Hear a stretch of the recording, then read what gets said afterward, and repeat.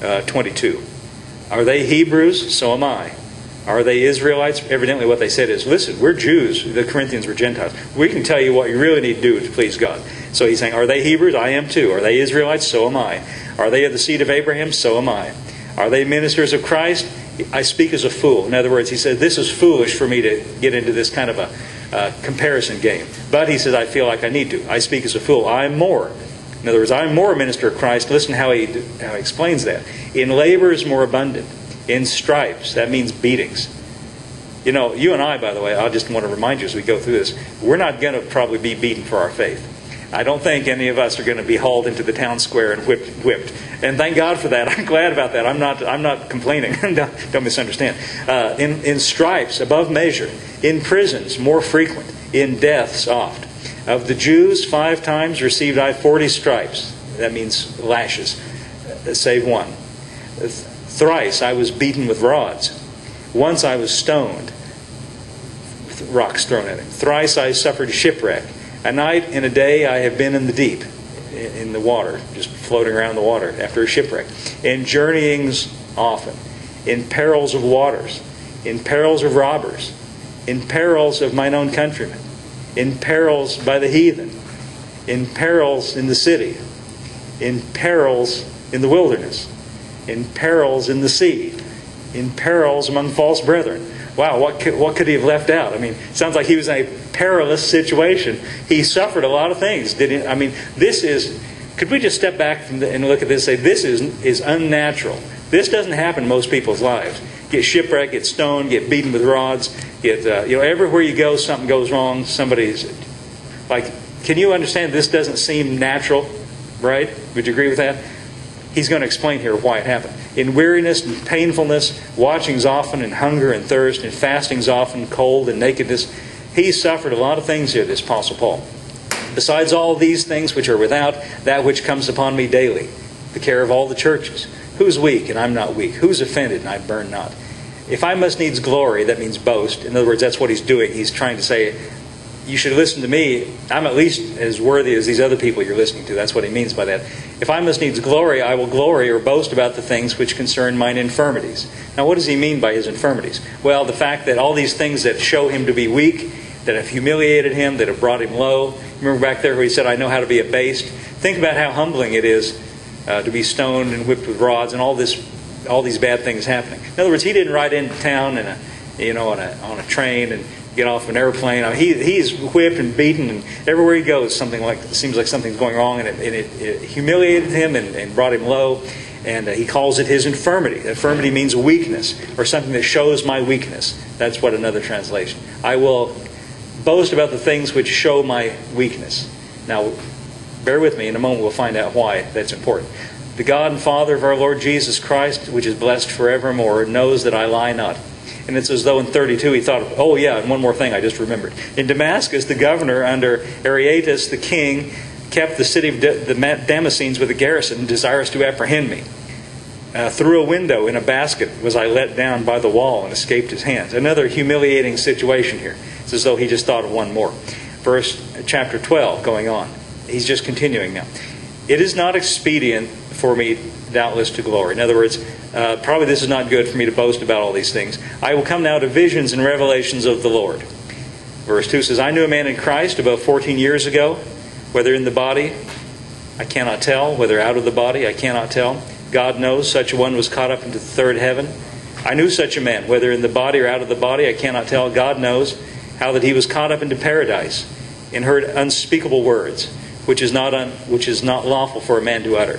Now let me stop for a moment and say, when he says I knew a man, he's taking on a kind of a stance of false modesty. He's talking about himself here. It's going to become plain because he's going to tell us what happened because of all the visions and revelations that he had. All these bad things that we just read about happened to him because of the revelations. So he's talking about himself. He says, I've told you about all the things I suffered for Christ and to bring the gospel to you. Maybe that's not what you need to hear. Let me now tell you about the degree to which I have revelation that you need. And he says, and he's in this tone of sort of false modesty, sort of stepping, well, I knew a man, meaning himself. I don't even know if he was in the body or out of the body. He is saying here, I was caught up into heaven, and I got revelation right straight from heaven. That's pretty strong, isn't it? Now, you and I, we study the Bible, and I come in here on Sunday and I say, I read the Bible last week and I've got some good thoughts for you, but I was never caught up into heaven. Wouldn't that be good if I came in here on Sunday morning? Said, I got caught up into heaven last week, and I got some real revelation hot off the press. Listen, if I said that, this building would be full next week. But that's okay. I'm not complaining. But I've got some pretty good. I'm using Paul. But see, what he's saying here is, you Corinthians, you ought to take me seriously, because I have some serious. And it wasn't that he was so great. God chose him. Jesus chose him specifically for this purpose. And by the way, I should add that if you remember the story of Paul in the book of Acts, when he first saw Jesus, he saw a bright light and he was blinded, and Jesus spoke to a disciple named Ananias. He said, "Go to this man Paul and lay your hands on him, because he can't see, and go and tell him I've sent you, that he can recover his sight."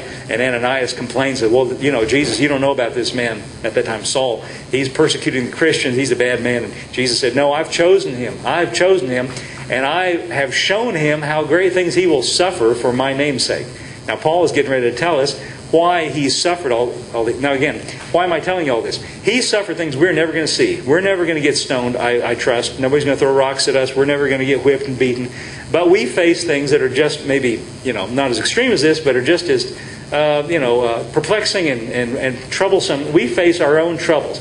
If we can learn how Paul dealt with things that are worse than anything we're ever going to face, we can apply it to our life and deal with the things we face. Where were we? What am I on? Verse 4? Let me read it again. "How that he was caught up into paradise, and heard unspeakable words, which is not lawful for a man to utter. Of such a one will I glory. Yet of myself I will not glory, but in my weaknesses, my infirmities," the things that show my weakness. "For though I would desire to glory," or to boast, "I shall not be a fool, for I will say the truth. But now I forbear, lest any man should think me above that which he seeth me to be, or heareth me to be." And now here's how we know that what he was saying was talking about himself. "Lest I should be exalted above measure through the abundance of revelations that were given to me." See, now we know that's him he was talking about. The abundance of revelation, "there was given to me a thorn in the flesh, a messenger of Satan." Why? "To buffet me, lest I should be exalted above measure." Now, I've never been able to understand why people read this and they automatically assume, and most commentators will say this, well, this means Paul had a sickness. Sometimes they say, well, he had an eye disease. Well, he should have said so. I would think that in that list of all the things he suffered, that would have been a good place to say, "Oh, and all, by the way, I have this life-threatening illness." Did you notice in that list of all the things he suffered for Christ, he never mentioned that? I don't know why everybody assumes that. And I'd like to just boldly say, I don't think he suffered any sickness or disease. But having said that, I'm sure his body suffered from being stoned. I don't know if you've ever seen or imagined what happens when he was stoned and left for dead in one place. I imagine that kind of roughed him up a bit.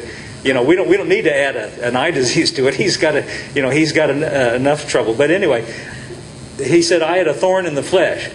Well, first of all, he says what it is: a messenger of Satan, sent to buffet me, to harass me. Now again, I don't know why people read into this that, well, God sent this to him to humble him. You notice, does it say a messenger of Satan? Am I reading that right? I don't know how somebody could read this and say a messenger. He says a messenger from Satan and then say, well, God sent it. Listen, Satan is not God. A messenger of Satan means sent from Satan. Is that clear enough? And let me tell you another thing. Satan does not work for God. He is a rebel. He's a liar. God doesn't have liars working for him. He doesn't have rebels. God doesn't send down orders to Satan and say, "Satan, go torment him." Are you kidding me? Satan's the enemy. He's called the adversary. Now what's going on here? What is Paul trying to say? Well, here, let me just say it to you in plain English. Paul was caught up into heaven by God and Jesus, and he received revelation that we need. And it was sent back, the gospel and the revelation of the things that were the inner workings of what happened at the cross and all those things that he shares in his epistles. These were things that were going to change people's lives, and they do still today as we read them. Now, put yourself in Satan's shoes for a minute. I know that's kind of a bad thing to say. Imagine you're Satan. You want to stop this. Well, what do? This guy just got caught up into heaven. I got to put a stop to him. I know. I'll stir up some trouble over here. Everywhere he goes, I'm going to get somebody to attack him. And basically, that's what's going on. Did you notice that when I read that list of all the things he suffered, I pointed out to you that's not natural. I can see maybe one place people get aggravated at you, and if they're really mad, maybe they throw rocks at you. But not everywhere you go. Not every single town you go to. Not every time you get on a ship, the ship sinks. That's not natural, is it? Right? You know, you'd think people, Paul's companions, would wise up and say, you know, this guy, Paul, you know, you take your own ship, Paul. I'll take the next one.